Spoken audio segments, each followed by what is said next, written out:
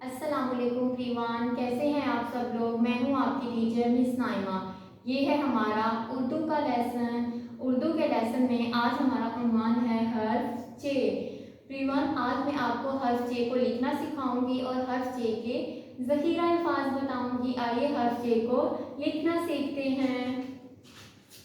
इस नुक्ते से शुरू करना है, थोड़ा सा ऊपर जाके सीधे आना है, नीचे जाना है, टेढ़े जाके गोल बना के ऊपर आना है और इसके पेट में 3 नुक्ते होते हैं। चे के पेट में 3 नुक्ते, चे के पेट में 3 नुक्ते। आइए एवरीवन, अब मैं आपको हर्फ चे के ज़ख़ीरा अल्फाज से मिलाती हूँ। चे से चिड़िया, चे से चूहा, चे से चांद, चे से चरगोज़ा, चे से चकोर। एवरीवन, अल्लाह सुब्हाना ताला ने हम सबको पैदा किया है और भी बहुत सारी चीज़ों को अल्लाह सुब्हाना ताला ने पैदा किया है। अल्लाह सुब्हाना ताला ने सूरज और चांद को बनाया है चे से चांद।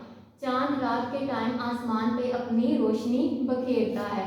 अल्लाह सुब्हाना ताला ने चे से चिड़िया, चे से चूहा और चे से चकोर को भी बनाया है। ओके एवरीवन, मिलते हैं अपनी नेक्स्ट वीडियो में। अल्लाह हाफिज।